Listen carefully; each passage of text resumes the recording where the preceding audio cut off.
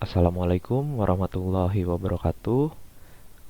Kembali lagi di pelajaran PWPB. Jadi di sini pembahasannya masih seputar function atau fungsi. Berikutnya kita akan membahas materi mengenai nilai default pada parameter. Kemudian yang kedua nanti kita akan bahas tentang return value. Nah, untuk sampel kodenya di sini saya udah bikin satu function. Nama functionnya adalah perkenalan dan bisa kalian lihat di dalam function perkenalan ini ada satu parameter yang harus dimasukkan. Di sini parameter yang harus kita masukkan nanti adalah nama. Nah, sekarang kita lihat dulu isi functionnya. Isi functionnya sebenarnya sederhana, jadi ini buat perkenalan ya, sesuai namanya. Jadi di dalam functionnya dia akan mengecho sebuah teks, dia akan menampilkan sebuah teks. Halo, perkenalkan nama saya adalah siapa. Nah, di mana namanya itu didapatkannya dari parameter. Jadi tergantung apa yang kita masukkan. Contoh, misalnya kita masukin namanya Adi di sini, jadi nanti keluarannya atau outputnya yang dihasilkan dari function perkenalan ini adalah halo, perkenalkan nama saya adalah Adi. Nah, di sini misalnya contoh pemanggilan functionnya kita panggil seperti ini. Jadi kita sebutin nama functionnya apa. Terus karena tadi kita harus masukin satu parameter, maka di sini kita masukin nama kita. Misalnya nama saya sendiri Sahrijal. Nah, ketika kita running, ketika kita lihat hasilnya, maka nanti hasilnya seperti ini. Halo, perkenalkan nama saya adalah Sahrijal. Nah, mungkin soal parameter ya. Jadi mungkin harus dijelasin lagi.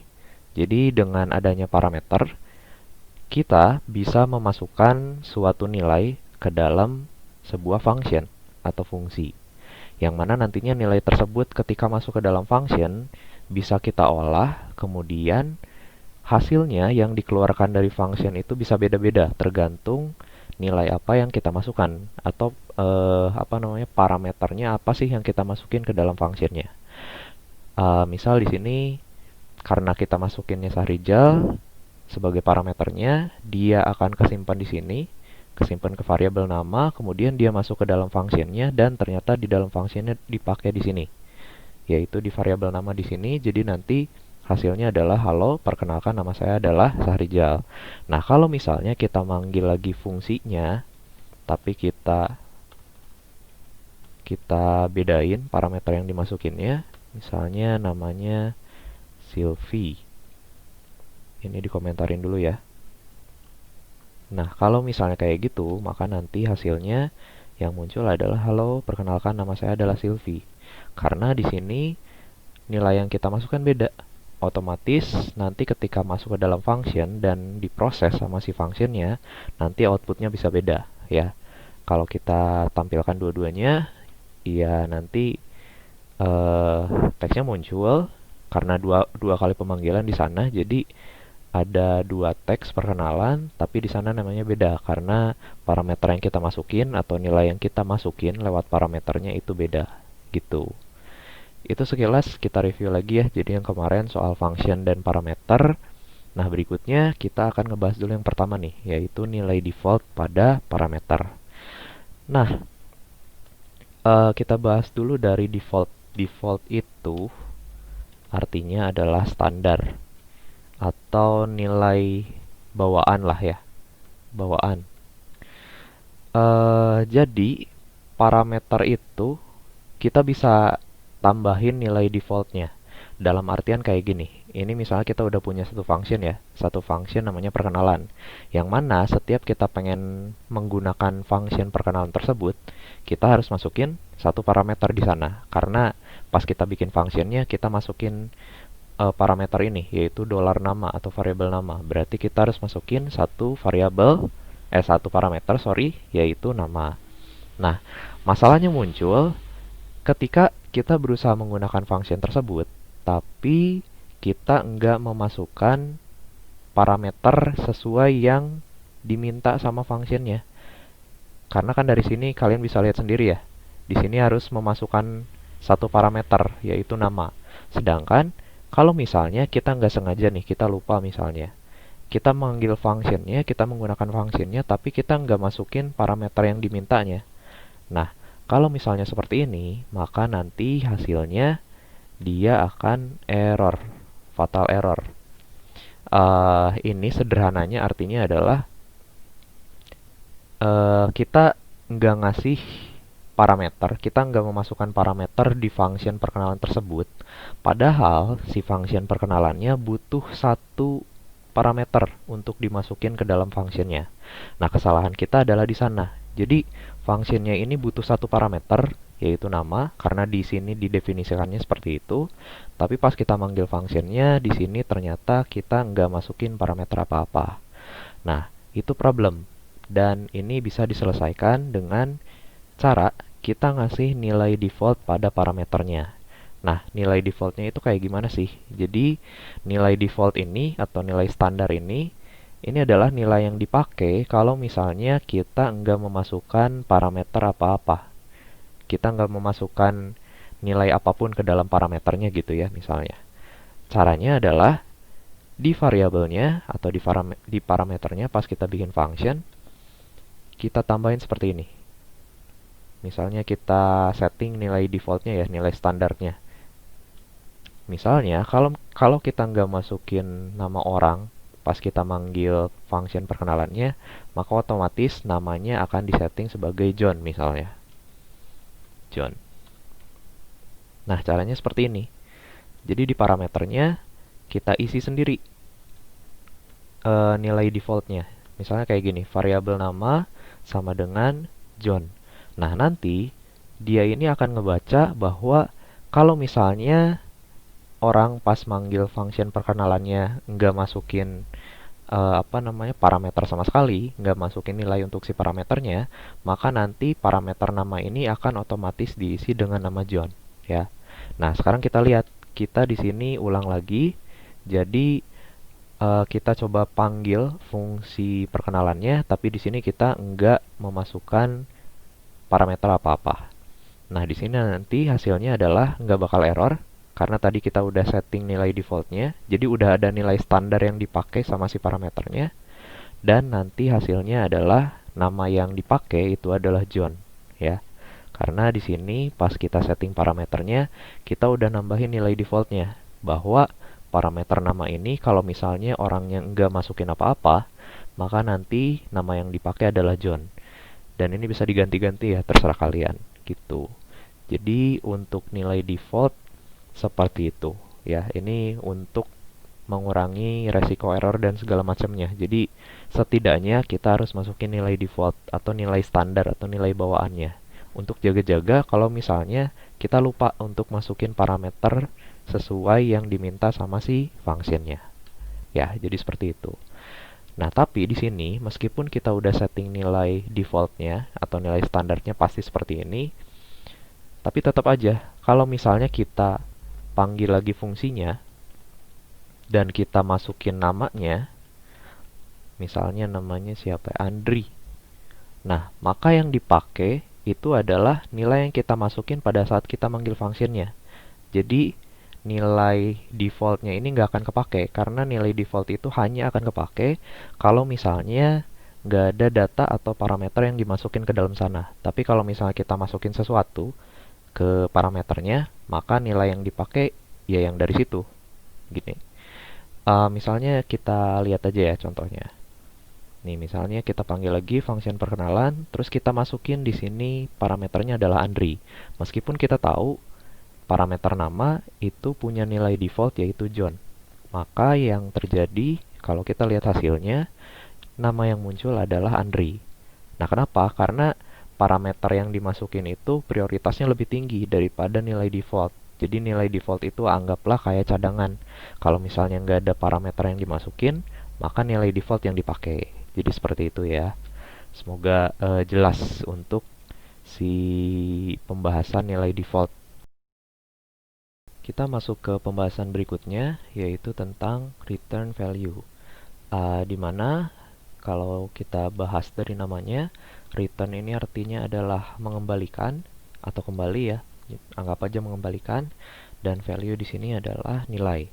Jadi return value ini fungsinya adalah untuk mengembalikan nilai pada baris kode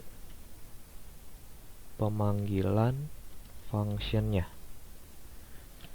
Jadi kalau misalnya kita menggunakan return di dalam function kita, kan pada saat kita manggil, misalnya ya, kita manggil function perkenalan ini, kita pengen menjalankan semua perintah yang ada di dalam function perkenalannya.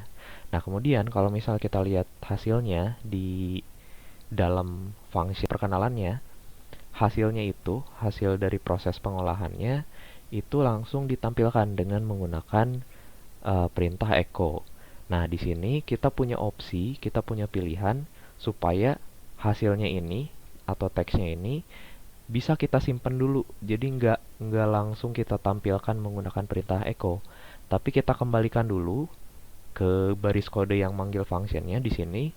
Kemudian misalnya si hasilnya itu mau kita simpan dulu, kemudian misalnya diolah lagi atau gimana. Nah, itu kita bisa manfaatkan konsep return value. Nah, biar jelas mungkin kita praktekin aja ya. Misalnya kita ganti functionnya, kita bikin function soal perkalian ya. Sederhana aja, jadi fungsinya untuk mengkalikan bilangan pertama sama bilangan kedua. Jadi di sini kita butuh dua parameter, bilangan 1 sama bilangan 2. Nah, kemudian di sini misalnya gini deh, hasil sama dengan bilangan 1 dikali bilangan 2. Nah, kemudian di sini kalau misalnya kita mau mengembalikan suatu nilai, maka di sini kata kunci yang kita harus masukkan adalah return. Return, terus apa sih yang mau kita kembaliin nilainya? Apa sih nilai yang mau kita simpan si nilainya ke dalam functionnya? Di sini misalnya yang kita return adalah hasil dari perkalian ya. Hasil. Nah, di sini fungsinya udah jadi. Kemudian coba kita pakai ya. Perkalian. Kita panggil maksudnya, sorry. Perkalian misalnya kita pengen ngaliin 3 sama 4. Seperti yang kalian tahu, ini hasilnya adalah 12 karena 3 ini masuknya ke parameter pertama, 4 ini masuknya ada ke parameter kedua, dan setelah masuk ke dalam functionnya, angka 3 ini sama angka 4 ini dikalikan, hasilnya 12, terus disimpan ke dalam variabel hasil. Maka nanti hasil ini atau variabel hasil ini dia akan menampilkan angka 12. Nah, tapi di sini hasil dari pemrosesan function perkaliannya ini nggak kita echo terlebih dahulu. Jadi nggak langsung kita tampilkan ke ke halaman webnya. Kalau misalnya kita tampilkan kayak tadi, ini kan nanti muncul ya hasilnya 12. Tapi di sini kita pengen si hasilnya itu kita kembaliin dulu, kita simpan dulu.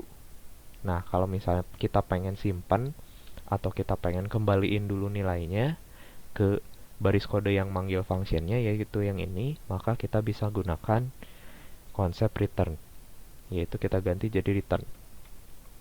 Nah, di mana di sini yang kita return itu adalah variabel hasil, yang mana udah kita bahas tadi. Kalau misalnya pemanggilan functionnya kayak gini, maka di sini hasilnya yang di return adalah angka 12. Nah, sekarang coba kita lihat hasilnya.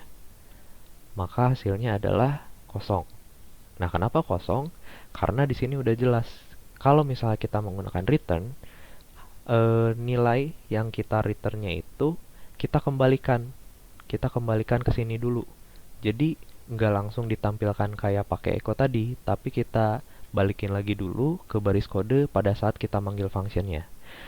Dimana kita manggil functionnya kan di sini ya, ini nih di baris kode yang saya blok di sini. Jadi kita kan manggil functionnya di sini. Nah, karena tadi di dalam functionnya dia nge-return hasilnya yaitu 12, maka secara gamblang baris kode ini dia akan menghasilkan nilai 12. Tapi nilai 12-nya ini nggak langsung muncul. Nilainya tetap ada, tapi nggak langsung muncul karena di sini nggak kita echo secara langsung. Nah, kalau misalnya kita pengen ngelihat hasilnya, ya kita tinggal tambahin aja perintah echo. Jadi di sini kita diawali sama echo. Echo perkalian 3 dikali 4. Nah, kalau misalnya kita tambahin echo, maka nanti di sini uh, nilainya yang dikembalikan atau yang di returnnya akan kelihatan. Jadi kayak gitu. Kalau misalnya kita pakai return, prosesnya itu, hasilnya itu nggak langsung kita tampilkan, tapi kita kembaliin dulu. Siapa tahu nanti mau disimpan dulu, mau diproses lagi atau kayak gimana. Jadinya kita butuh untuk nyimpan nilainya dulu, ya. Nah, misalnya kayak gini, kalau misalnya kita pakai return, biasanya orang-orang memanfaatkannya kayak gini. Jadi eh, kita bikin dulu variabel untuk nyimpan hasilnya nanti, ya. Kita bikin variabel misalnya a, ya.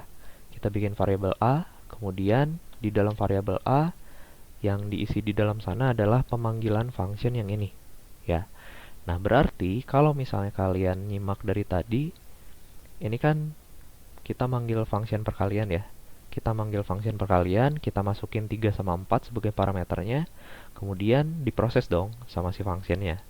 Diproses di sini 3 dikali 4 sama dengan 12, maka variabel hasil ini isinya adalah 12, kemudian itu yang kita return ke baris kode pada saat kita manggil functionnya. Berarti di sini secara gamblang kita di dalam variabel a-nya udah mendapatkan nilai yaitu 12. Jadi variabel a ini isinya sekarang adalah 12 meskipun kelihatannya rumit, ya. Jadi di sini kita manggil functionnya dulu. Tapi karena kita nge-return bilangannya atau kita nge-return nilainya, kita nge-return hasilnya, maka nanti di sini yang tersimpan di dalam variabel a itu adalah angka 12 karena itu yang di-return sama si function perkaliannya. Nah, sekarang kalau misalnya kita ini dulu, ya, kita reload dulu biar kosong.